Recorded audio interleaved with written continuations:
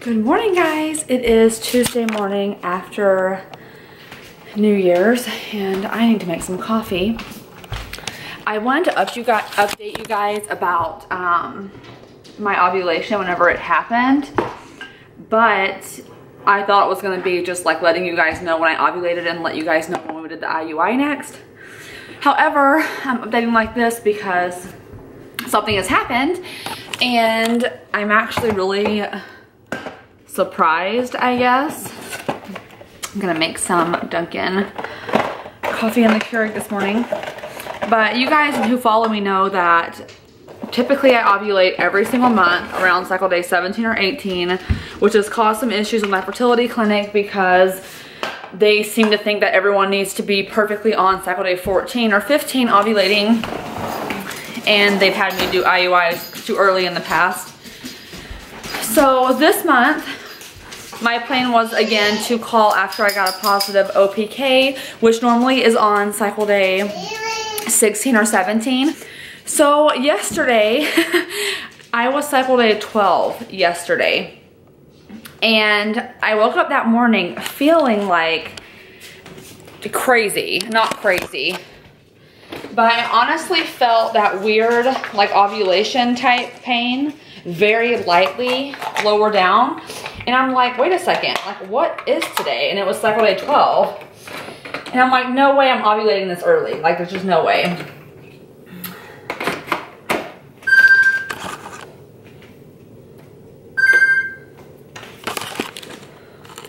So I'm like, I'll just take a test just to check and make sure.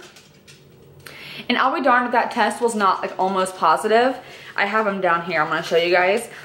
And I'm like, what the heck? Like really? And then, so all day we were going out and about doing some things. And I kept feeling the right side of my body like twinging really bad. And I'm like, what the crap? Like, what? So I come home again and I take another ovulation test and it's positive. Like, pretty like remotely positive. I mean, it was positive. And I'm like, okay. So am I gonna ovulate on cycle day 14 like everyone else does? And then I realized that since I'm taking Clomid 150, which is the highest dose, and I've never taken 150 before, that probably made me ovulate early. And I cannot believe after 2 years of trying to conceive, I never once considered that as a possibility. Because if I didn't have ovulation pain, I would have totally missed it. I'll show you guys my ovulation tests. These are the ones that I use right here. And then here's the digital that I use. The digital this morning still said negative, which I don't understand these digital ones. It doesn't work for me. So these are the actual ones that I use twice a day. They look like this. They're super easy to use, guys. Like, they're cheap. That's the only reason why I ordered them on Amazon. And they're always here in 2 days. And then these I actually ended up buying from Walgreens. So here's my ovulation test. Hopefully it'll get it to focus. Okay. So that top one obviously was yesterday morning at 8:30. The second one, which is definitely a positive, was yesterday afternoon.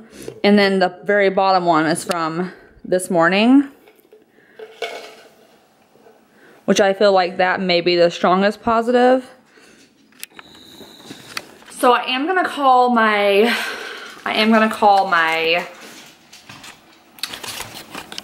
what do you call that place? The fertility specialist office this morning. And I'm going to tell them that I got a positive today so that we can do the IUI tomorrow morning. And the reason why I'm not gonna tell them I got it last night is because I feel like from past experience, my surge is longer. And I feel like last time we may have done it a little bit too early because I get positive ovulation tests for 2 days. So if I call the first day and we do an IUI the next day, then I won't have ovulated until the day after that. And if you're using frozen sperm, that's a no-no, which they never told me. This is one thing that they also never told me. So they never told me that using a frozen sample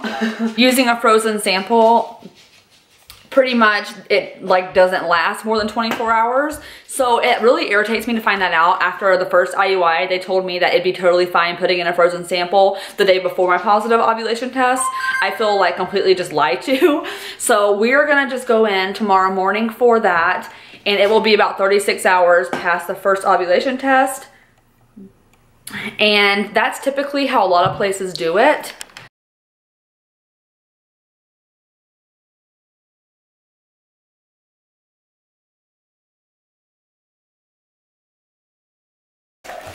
Sorry.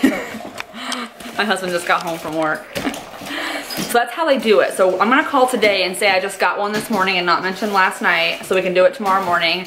And I'm still gonna test all day to see if I can get a positive on this digital, because it still doesn't say positive. And it's really confusing because I have heard that you get a positive on the digital after you've had a few positive like stick tests. So I'm gonna take one to work today and test today and then tonight and update you guys, because I don't know what the heck is going on. So I'll update you guys later.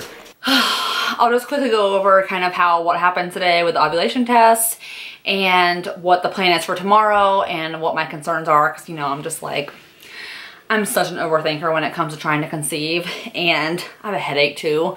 I think probably because I've been like all day stressing about this. But today I had 2 other positive ovulation tests. I know you're supposed to only test twice a day, but I tend to test like 3 or 4 times a day with ovulation tests. I don't know why. I just like to kind of see the progression, which is funny because a lot of people that I know actually take a ton of pregnancy tests once they pass ovulation. I don't do that. I wait till the last second to take a test because I have self-control when it comes to that. But with ovulation tests, it's like I have no self-control and I just keep testing every like 3 to 4 hours.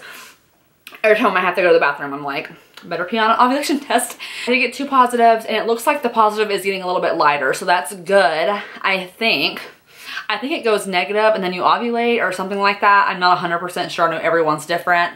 So the only other thing that I'm really worried about is the fact that I'm not having any ovulation pain, which makes me nervous because even though I've had positives for 2 days, which is normal, and it's starting to go back negative like normal, normally I have bad ovulation pain.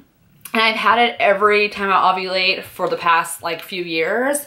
And if you guys remember, if you've watched me for a little while, when I first started doing Clomid, there was 1 month that I didn't have ovulation pain at all, and I was like really worried about it. And I ended up ovulating fine because my progesterone levels, when they were drawing them, they looked fine. But it makes me a little bit nervous, so I'm kind of wondering why. Maybe if it's because I'm ovulating early that I'm not having the ovulation pain, or what the case is. But definitely I must be ovulating very soon, because my CM today, which I hate talking about CM, guys. I feel like I should just like show you a picture of it and boom. Like that's how I feel. It's almost like when I talk about it, like I feel like you guys are gonna know like what it looks like, which kind of freaks me out. It's kind of like when you're on Baby Center and you are scrolling and then bam, there's a CM picture and you're like, whoa, I needed some kind of like a warning before I saw see those pictures. But I did like yesterday I checked, I guess, my CM, and in the afternoon, like right before my first positive, or right before my second positive that was like really bright, I did notice that it was kind of like, you know what I mean, stretchy. And today I just kind of wanted to see if it was still like that, and it was still stretchy. Ugh. I'm sorry, you guys. I don't know. I know I should be more mature about it, but for some reason, I don't know. So I think we're okay as far as that goes. So hopefully, I know that me not telling them that I had a positive yesterday is risky, because they would have probably preferred me to come in today. But honestly, I just feel like my surges are longer and I don't want to do it 24 hours. I really wanted to try it at 36. So I know I'm risking possibly doing it too late, but I feel like I have to kind of take a chance and trust my own self, which it's hard to do because of course this afternoon I was like, oh, I should have gone today. We should have just done it today. But realistically, tomorrow morning is our best chance. Tomorrow morning, my husband's appointment is at 7:30. He actually is working overnight tonight, flying for the hospital. So he actually will get off work at 7 and drive a few miles to the fertility clinic. Thank gosh, it's like 5 minutes away. and he is has an appointment to leave his sample at 7:30, and then I actually have my IUI appointment at 9:30. So there's a 2-hour difference, and I thought it only took like 30 minutes to prepare it or do the washing. So I don't really know why there's a 2-hour difference, but it works out anyway. I'm just so thankful that he's able to do it, because we're ovulating like 4 or 5 days earlier than I normally do. So it was all good if we were gonna ovulate on time. He was off and it worked out, but thank gosh he's working these few night shifts, because it means he's home all day. So I am just like so grateful that we even have a chance. Like, it may be a small chance, but it's better than no chance. We do have a game plan going past this point. We've talked a lot about whether we're gonna stop doing IUIs after this, or we're gonna move clinics after this, or what we're gonna do, and I will do a video on that for you guys. Yeah, but I wanna wait to do that video until after we've kind of gone through this IUI and have an answer, because that video might be a little stressful to film, it might be a little emotional to film. I'm not even gonna get into that tonight, but I hope you guys enjoyed this video. I will update you guys. Obviously, you will see the IUI. Well, you won't actually see the IUI happen, because no one needs to see that. But I'll obviously update you guys and do our video the day of and kind of let you know how we're feeling. And hopefully, yeah, hopefully this is gonna be a good start to 2018. Maybe, maybe not. Whatever's in God's plan. Like I always say, I'm trusting in him, and yeah, that makes it all the easier. So I will see you guys in my next video. Again, guys, let me know where you're at with your journey. I know a lot of you have been trying to conceive for as long as we have, for 2 years. Some of you for even longer than that, which is like, oh, my heart just goes out to every single one of you. And I do pray for you guys. I think about you guys a ton. Seriously, you guys don't even know. Like, I'm not weird. Like, I don't know. I just feel like a connection with a lot of you. And I'm thankful that you guys are willing to share your story with me, because it makes me more comfortable sharing my stories with you. So I'm not gonna get all emotional and get all deep in this. I will see you guys in my next video. Bye.